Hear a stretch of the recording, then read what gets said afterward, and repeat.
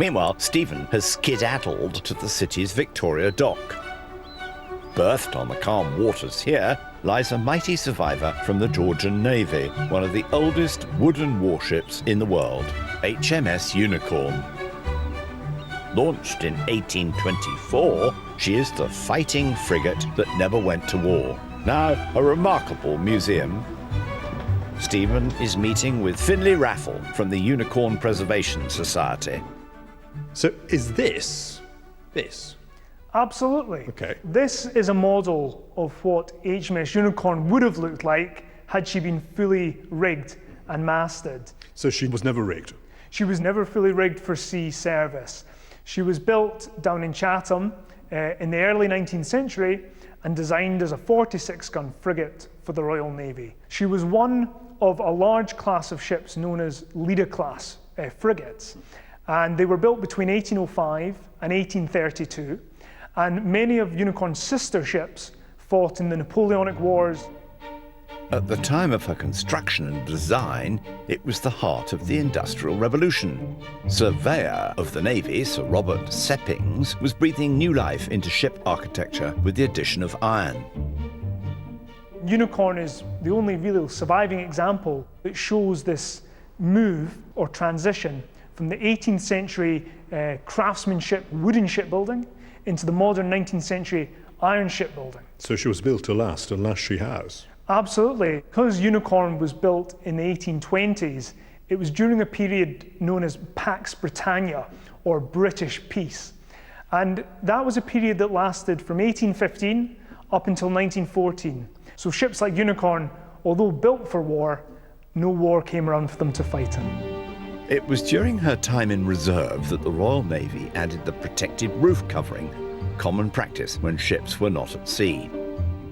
If a ship like this had been going out to service, she would maybe have only lasted 20 to 30 years, and the sea and battles would have taken their toll on her. It actually means that a huge percentage of the ship is original, somewhere between 90 to 95%. And this peacetime ensured Unicorn is the most original historic vessel left in the world. As a warship with no war to fight, Unicorn lay unused for nearly 50 years. But it wasn't the end for this Georgian survivor. Dundee was requiring a new training ship for the Royal Naval Reserves. The RNR, as they're known, had been set up in 1859, and Dundee had been quite a substantial RNR division, and Unicorn was deemed to be the most suitable.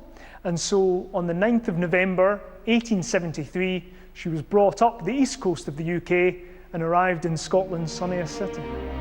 The move from Georgian fighting frigate to a fully fitted drill ship for naval reserves would be a role she would serve for nearly 100 years. She was used in World War I and World War II as a recruiting centre for the war effort. At the outbreak of World War I in 1914, Unicorn's reserves were some of the first to be called into action. Although HMS Unicorn wouldn't engage in conflict, at the end of World War II, she would come face to face with the enemy. One of the German U-boats, which was German U-2326, came up the Tay to surrender to the local naval commander.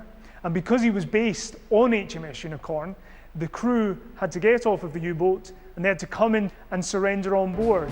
Remarkably, Unicorn is the only Georgian ship to accept the surrender of a German U-boat. In the 1960s, the Admiralty considered scrapping this great survivor of the British Navy. One of the previous captains of Unicorn, Captain Jack Anderson, he asked the Admiralty if they could move Unicorn rather than scrap her, and they agreed to. And so it was a day in October of 1962, they carefully moved the ship out back onto the River Tay and brought her down to Victoria Dock, which has remained ever since. The Ministry of Defence handed the ship over to the Unicorn Preservation Society, and Prince Philip, he took the ship on behalf of the Society, and they've been taking care of Unicorn ever since. I have to say, this has been absolutely, it's brilliant to see something I knew nothing about, and to see a ship which has not only so beautifully preserved, but has such an amazing history. Thank you so much. It's been really fascinating. You're more than welcome. We've loved having you on board. While Stephen's been stepping back in time to the golden age of sail,